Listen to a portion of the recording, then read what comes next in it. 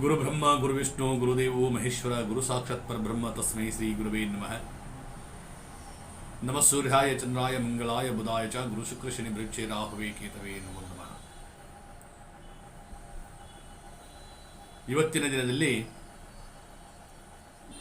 20ನೇ ತಾರೀಕು 8ನೇ ತಿಂಗಳು 2021ನೇ ಇಸ್ವಿ ವರಮಹಾಲಕ್ಷ್ಮಿಯ ಹಬ್ಬ ಪ್ರಯುಕ್ತ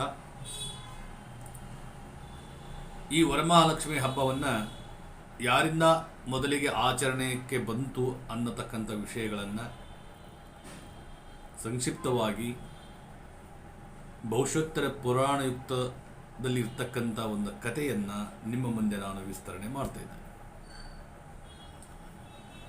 ದಿವ್ಯರಮಣೆಯೂ ಪವಿತ್ರವೂ ಆದಂಥ ಕೈಲಾಸ ಪರ್ವತದಲ್ಲಿ ಒಂದು ದಿನ ಶಿವ ಮತ್ತು ಪಾರ್ವತಿ ಆಸೀನರಾಗಿರುತ್ತಾರೆ. ಅಲ್ಲಿ ನಾರದರು, ಪರಾಶರರು ಮತ್ತು ಅಗಸ್ತ್ಯ ವಾಲ್ಮೀಕಿ ಋಷಿಗಳು ಕೂಡ ಆ ಮಹಾದೇವನ ಸನ್ನಿಧಾನಕ್ಕೆ ಬಂದಿರುತ್ತಾರೆ. ದರ್ಶನ ಪಡೆದುಕೊಂಡು ಸುಗಂಧಭರಿತ ಪುಷ್ಪಗಳನ್ನು ನೀಡುವ ಎತ್ತರವಾದ ವೃಕ್ಷಗಳನ್ನು, ಕುಬೇರ ವರ್ಣಾದಿ ಅಷ್ಟದಿಕ್ಪಾಲಕರಿರ್ತಕ್ಕಂಥ ದಿವ್ಯ ಕ್ಷೇತ್ರವು ಅದಾಗಿರುತ್ತದೆ. ಇಂತಹ ಕೈಲಾಸ ಪರ್ವತದ ಶಿಖರದಲ್ಲಿ ಪಾರ್ವತಿಯು ಮಹಾದೇವನನ್ನು ಉದ್ದೇಶಿಸಿ ಪ್ರಶ್ನೆ ಮಾಡ್ತಾಳೆ. ಹೇ ಸ್ವಾಮಿ, ಸಕಲ ಲೋಕಗಳ ಹಿತಚಿಂತಕನು ನೀನು,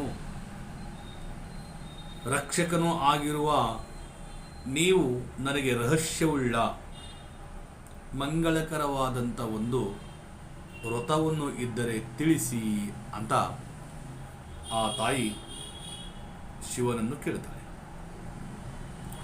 ಆಗ ಸದಾಶಿವನು ಹೀಗೆ ಹೇಳುತ್ತಾನೆ, ವ್ರತಗಳೆಲ್ಲ ಶ್ರೇಷ್ಠವಾದಂಥ ವ್ರತವೆನಿಸಲು ಸಕಲ ಸಂಪತ್ತು ಸೌಭಾಗ್ಯಗಳನ್ನು ನೀಡುವಂಥದ್ದು ಒಂದು ವ್ರತ ಇದೆ, ಅದು ವರಲಕ್ಷ್ಮೀ ವ್ರತ. ಈ ವರಲಕ್ಷ್ಮೀ ವ್ರತ ಒಂದಿದೆ, ಅದು ಶ್ರಾವಣ ಮಾಸದ ಶುಕ್ಲ ಪಕ್ಷದಲ್ಲಿ ಕೊನೆಯ ಶುಕ್ರವಾರದಂದು ಮಾಡಬೇಕು.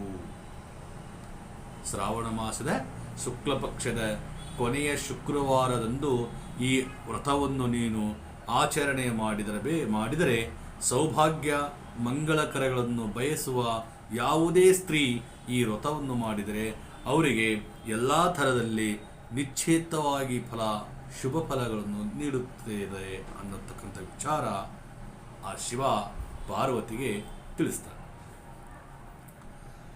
ಆಗ ಪಾರ್ವತಿ ಪುನಃ ಪ್ರಶ್ನಿಸುತ್ತಾಳೆ, ಏನಂತ, ಈ ವ್ರತ ವಿಧಿವಿಧಾನಗಳು ಏನು, ಯಾವ ರೀತಿ ನಾವು ಪಾಲಿಸಬೇಕು, ಇದರ ದೃಷ್ಟಾಂತವೇನು ಅಂತ ಆ ಪಾರ್ವತಿ ಶಿವನನ್ನು ಪ್ರಶ್ನೆ ಮಾಡಿದಾಗ ಶಿವ ಪ್ರಸನ್ನಚಿತ್ತನಾಗಿ ಹೀಗೆ ಹೇಳುತ್ತಾನೆ, ದೇವಿ, ಪವಿತ್ರವಾದ ವರಲಕ್ಷ್ಮಿ ವ್ರತದ ಪ್ರಭಾವ ಮತ್ತು ಮಹಿಮೆಯನ್ನು ನಾನು ಒಂದು ದೃಷ್ಟಾಂತದ ಮೂಲಕ ನಿನಗೆ ತಿಳಿಸುತ್ತೇನೆ ಅನ್ನೋದನ್ನು ಶಿವ ಪಾರ್ವತಿಗೆ ಹೇಳ್ತಾರೆ. ಆಗ ಸಂಪದ್ಭರಿತವೋ ಸಮೃದ್ಧವೋ ಆದ ಕುಂಡನಿ ಎಂಬ ಒಂದು ಊರು. ಈ ಕುಂಡನಿ ಎಂಬತಕ್ಕಂಥ ಊರಿನಲ್ಲಿ ಚಾರುಮತಿ ಎಂಬತಕ್ಕಂಥ ಬ್ರಾಹ್ಮಣ ಸ್ತ್ರೀ ಒಬ್ಬರಿದ್ದಾರೆ. ಸಕಲ ಶಾಸ್ತ್ರವುಳ್ಳವಳು, ಮಧುರ ಭಾಷಣಿಯು ಮತ್ತು ಹಿರಿಯರಲ್ಲಿ ಗೌರವವುಳ್ಳವಳು ಆಗಿರ್ತಕ್ಕಂಥ ನಿರ್ಮಲ ಮನಸ್ಸಿನವಳು ಚಾರುಮತಿ. ಈ ಚಾರುಮತಿಗೆ ಒಂದು ದಿನ ಸ್ವಪ್ನದಲ್ಲಿ ಮಹಾಲಕ್ಷ್ಮಿ ಕಾಣಿಸಿಕೊಳ್ಳುತ್ತಾಳೆ. ಆ ಸ್ವಪ್ನದಲ್ಲಿ ಆ ತಾಯಿ ಕನಸಿನ ರೂಪದಲ್ಲಿ ಕಾಣಲಿಕ್ಕೆ, ದರ್ಶನ ನೀಡಲಿಕ್ಕೆ ಪತಿವ್ರತೆಯಾದಂಥ ಚಾರುಮತಿ ನಿನ್ನನ್ನು ಹರಿಸಲು ನಾನು ಬಂದಿರುವೆ ಅಂತಕ್ಕಂಥ ಮಾತುಗಳನ್ನು ಮಹಾಲಕ್ಷ್ಮಿ ಆ ತಾಯಿಗೆ ಹೇಳುತ್ತಾಳೆ. ಶ್ರಾವಣ ಮಾಸದಲ್ಲಿ ಹುಣ್ಣಿಮೆಯ ಮೊದಲು ಶುಭಕರವಾದಂಥ ಶುಕ್ರವಾರದಂದು ನನ್ನನ್ನು ವಿಶೇಷವಾಗಿ ಪೂಜಿಸು, ನಿನ್ನ ಇಷ್ಟಾರ್ಥಗಳ ನಿಶ್ಚಯವಾಗಿಯೂ ನೆರವೇರುತ್ತದೆ ಎಂದು ಹೇಳಿದಳು. ಚಾರುಮತಿಯು, ಹೇ ಮಾತೆ, ಜಗನ್ಮಾತೆಯು ಪುಣ್ಯಸ್ವರೂಪಳು ಆದ ನೀನು ಭಕ್ತರಿಗೆ ಎಂದೂ ಒಳ್ಳೆಯದನ್ನೇ ಮಾಡುತ್ತಿರುವೆ. ವಿಷ್ಣುವಿನ ವೃಕ್ಷಸ್ಥಳದಲ್ಲಿ ನೀನು ವಾಸವಾಗಿರುವೆ. ನೀನು 3 ಲೋಕಗಳಲ್ಲಿಯೂ ಕೂಡ ಸ್ತುತಿಸಲ್ಪಟ್ಟಿರುವೆ. ನಿನ್ನ ಕರುಣ ಕಟಾಕ್ಷಗಳಿಂದ ಪಾತ್ರರಾದವರಿಗೆ ಧನ್ಯರು, ಅವರೇ ಮಾನ್ಯರು, ಸ್ತೋತ್ರ ಮಾಡಲು ಯೋಗ್ಯರು, ಅವರಿಗೆ ಸಕಲ ಸೌಭಾಗ್ಯಗಳುಳ್ಳ ಪುತ್ರ ಪೌತ್ರಾದಿ ಸೌಖ್ಯವು ಪರಮ ಪೂಜ್ಯ ಜ್ಞಾನವು ಲಭಿಸುತ್ತದೆ ಎಂದೇಳಿ, ಹೇ ಜಗಜ್ಜನನಿ ಹರಿಪ್ರಿಯೇ, ನನ್ನ ಪೂರ್ವಜನ್ಮ ಸುಕೃತದಿಂದಲೇ ನಿನ್ನ ದರ್ಶನ ಭಾಗ್ಯವು ಇಂದು ನನಗಾಯಿತು ಎಂದು ಭಕ್ತಿಯಿಂದ ಸ್ತೋತ್ರ ಮಾಡಿದಳು. ವರಮಹಾಲಕ್ಷ್ಮೀ ದೇವಿಯು ಆಕೆಗೆ ಮಂಗಳಕರವಾದ ವರವನ್ನು ಕೊಟ್ಟು ಅಂತರ್ಧಳಾದಳು. ಅಂದರೆ ಸ್ವಪ್ನದಲ್ಲಿ ಆ ತಾಯಿ ಪ್ರತ್ಯಕ್ಷ ಆಗಿ ಚಾರುಮತಿಗೆ ವರವನ್ನು ಕೊಟ್ಟು ಅದೃಶ್ಯರಾಗುತ್ತಾರೆ. ಸ್ವಪ್ನದಿಂದ ಎಚ್ಚೆತ್ತ ಚಾರುಮತಿ ಆನಂದ ಭರಿತಳಾಗಿ ಮತ್ತೆ ನಿದ್ರಿಸದೆ ಸೂರ್ಯೋದಯಕ್ಕೆ ಮುಂಚಿತವಾಗಿಯೂ ಎದ್ದು ಸ್ನಾನವನ್ನು ಮುಗಿಸಿ ತನ್ನ ಸ್ವಪ್ನ ವೃತ್ತಾಂತವನ್ನು ಬಂಧು ಬಳಗದವರಿಗೆಲ್ಲಿ ಹಂಚಿಕೊಳ್ಳುತ್ತಾಳೆ. ಆಗ ಅವರೆಲ್ಲರೂ ಅದನ್ನು ಕೇಳಿ, ಚಾರುಮತಿ, ನಿನ್ನ ಸ್ವಪ್ನ ಶುಭ್ರವಾದದ್ದು, ಶುದ್ಧವಾದದ್ದು,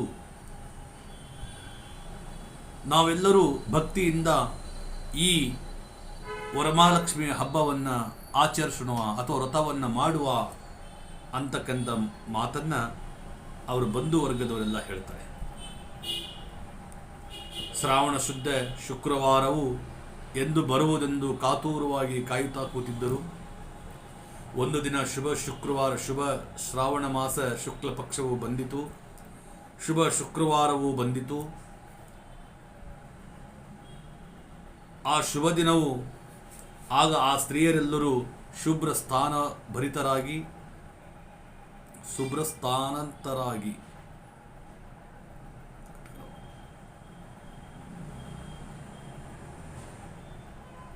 ಆ ಶುಭ ದಿನವು ಬಂದಿತು. ಆಗ ಸ್ತ್ರೀಯರೆಲ್ಲರೂ ಸ್ನಾನಾದಿಗಳನ್ನು ಅತ್ಯುತ್ಸಾಹದಿಂದ ಶುಭ್ರಸ್ಥಾತರಾಗಿ, ಅಂದರೆ ಬೆಳಗ್ಗೆ ಬೇಗ ಎದ್ದು ಸ್ನಾನಾದಿಗಳನ್ನು ಮುಗಿಸಿಕೊಂಡು ಹೊಸ ವಸ್ತ್ರ ಬಟ್ಟೆಗಳನ್ನು ಹಾಕಿಕೊಂಡು ಅತಿ ಉತ್ಸಾಹದಿಂದ ನಿರ್ಮಲ ಮನಸ್ಸುಳ್ಳವರಾಗಿ ಸೌಭಾಗ್ಯದಾಯಕ ವರಮಹಾಲಕ್ಷ್ಮಿಯನ್ನು ವ್ರತ ಪೂಜೆಗೆ ಸಿದ್ಧತೆಗಳನ್ನು ಮಾಡಿಕೊಳ್ಳಲಾರಂಭಿಸಿದರು. ಪೂರ್ಣ ಕಳಸದಲ್ಲಿ ಆಲದ ಬೆಳ್ಳಿ, ಹೊಸ ಅಕ್ಕಿಗಳನ್ನು ತುಂಬಿ ವರಲಕ್ಷ್ಮಿಯನ್ನು ಆಹ್ವಾನಿಸಿ ಶುದ್ಧ ಭಕ್ತಿಗಳಿಂದ ಪದ್ಮಾಸನೆ ಪದ್ಮಕರೆ ಸರ್ವಲೋಕೈಕ ಪೂಜಿತೆ ನಾರಾಯಣೇ ಪ್ರಿಯೇ ಸುಪ್ರೀತಾ ಭವ ಸರ್ವದಾ ಅಂಥೇಳಿ ಆ ತಾಯಿಯನ್ನು ಪೂಜಿಸ್ತಾರೆ. ಪ್ರಾರ್ಥಿಸಿ ಕಲ್ಪಯುಕ್ತವಾಗಿ ಷಡೋಪಚಾರಗಳಿಂದ ಪೂಜೆ ಮಾಡುತ್ತಾರೆ. ಷಡೋಪಚಾರ ಪೂಜೆ ಅಂದರೆ 16 ಬಗೆಯ ಪೂಜೆಗಳನ್ನು ಆ ತಾಯಿಗೆ ಅರ್ಪಿಸಿ ವರಮಹಾಲಕ್ಷ್ಮಿಯನ್ನು ಪೂಜಿಸಿದರು. ಧ್ಯಾನ ವಾಹನಾದಿ ಪೂಜಾದಿಗಳನ್ನು ನಂತರ ಪೂಜೆಯ ನಂತರ ಧ್ಯಾನ ವಾಹನಾದಿಗಳನ್ನು ಕೊಡಬೇಕು. ತದನಂತರ ಒಂದು ಹಸೆ ನೂಲು, ಆ ಹಸೆ ನೂಲಿಗೆ 9 ಗಂಟೆಗಳನ್ನು ಹಾಕಿ ಅದಕ್ಕೆ ಅರಿಶಿಣ ಭರಿತವನ್ನು ಮಾಡಿ ಅದು ವಿಳೆದ ಎಲೆಯ ಮೇಲಿಟ್ಟು ಪೂಜೆಯನ್ನು ಮಾಡಿ ಅದನ್ನು ಆ 9 ಎಳೆಯ ದಾರವನ್ನು ನಿಮ್ಮ ಬಲಗೈಗೆ ಕಟ್ಟಿಕೊಳ್ಳಬೇಕು. ಅವರವರು ಬಲಗೈಗೆ ಕಟ್ಟಿಕೊಳ್ಳುತ್ತಾರೆ. ಕಟ್ಟಿಕೊಂಡು ಮಹಾಮಂಗಳಾರತಿ ನಿರಂಜನ ಆರತಿಯನ್ನು ಮಾಡಿದರು. ವೇದ ಪುರಾಣ ನಿಷ್ಠನೂ ಆದ ಬ್ರಾಹ್ಮಣನಿಗೆ 12 ಭಕ್ಷ್ಯಧಾನ್ಯವನ್ನು ಮತ್ತು 12 ಭಕ್ಷ್ಯದಾನವನ್ನು ಅವರಿಗೆ ವರವಾಗಿ ದಾನವಾಗಿ ಕೊಟ್ಟರು. ದಕ್ಷಿಣ ಫಲತಾಂಬೂಲಗಳೊಂದಿಗೆ ಬಾಗಿನವನ್ನು ಕೊಟ್ಟರು. ನಂತರ ತಾವು ದೇವಿಯ ಸನ್ನಿಧಿಯಲ್ಲಿ ಪ್ರಸಾದವನ್ನು ಭೋಜಿಸಿದರು.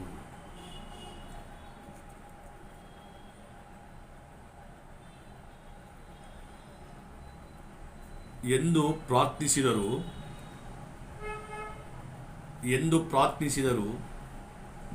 ಕಲ್ಪೋಕ್ತರವಾಗಿ ಷಡೋಪಚಾರ ಪೂಜೆಗಳನ್ನು ವರಮಹಾಲಕ್ಷ್ಮಿಯನ್ನು ಪೂಜಿಸಿದರು. ಷಡೋಪಚಾರ ಪೂಜೆ ಅಂತ ಹೇಳಿದ್ರೆ 16 ಬಗೆಯ ಪೂಜೆದ ವಿಧಾನವನ್ನು ಆ ಲಕ್ಷ್ಮಿಯನಿಗೆ ಪೂಜೆಯನ್ನು ಮಾಡಿದರು, ಸಲ್ಲಿಸಿದರು.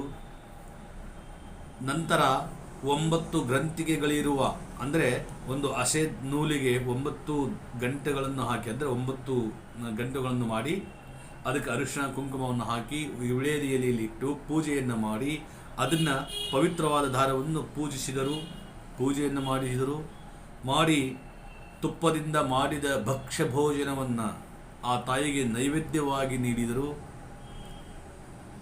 ಮಹಾನಿರಂಜನ ಮಂಗಳಾರತಿಯನ್ನು ಮಾಡಿ ಆ 9 ಎಳೆಯ ದಾರವನ್ನು ತಮ್ಮ ಬಲತೋಳಿಗೆಯನ್ನು ಕಟ್ಟಿಕೊಂಡರು. ಭಕ್ತಿ ಶ್ರದ್ಧೆಗಳಿಂದ ಕಟ್ಟಿಕೊಂಡು ಪೂಜೆಯ ನಂತರ ವೇದ ಪಾರಂಗತನಾದಂಥ ಬ್ರಾಹ್ಮಣನಿಗೆ 12 ಭಕ್ಷ್ಯಗಳನ್ನು ದಾನವಾಗಿ ದಕ್ಷಿಣ ಸಮೇತ, ಅಂದರೆ ತಾಂಬೂಲ ಸಮೇತ ದಕ್ಷಿಣವನ್ನಿಟ್ಟು ಅವನಿಗೆ ಕೊಟ್ಟರು. ನಂತರ ತಾವು ದೇವಿಯ ಸನ್ನಿಧಿಯಲ್ಲಿ ಎಲ್ಲರೂ ಪ್ರಸಾದವನ್ನು ಹಂಚಿಕೊಂಡು ಅವರು ಭೋಜನವನ್ನು ಮಾಡಿದರು.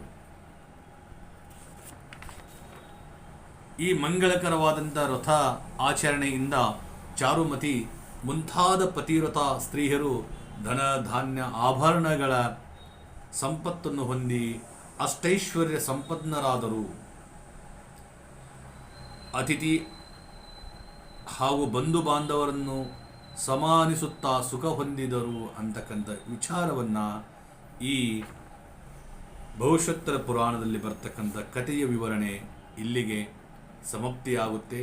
ಜೊತೆಗೆ ಈ ಕಥೆ ಹೇಳಿದವರಿಗೂ ಮತ್ತು ಕೇಳಿದವರಿಗೂ ಶುಭ ಆ ತಾಯಿ ವರಮಹಾಲಕ್ಷ್ಮಿಯನ್ನು ಎಲ್ಲರಿಗೂ ಶುಭ ಫಲದಂಥ ಶುಭ ಒಂದು ಒಳ್ಳೆಯದನ್ನು ಮಾಡಲಿ ಅಂತಕ್ಕಂಥ ಆಲೋಚನೆಯನ್ನು ಈ ಕಥೆಯ ರಥಕಥೆಯನ್ನು ಸಂಪೂರ್ಣ ಮಾಡುತ್ತೇನೆ. ನಮಸ್ಕಾರ.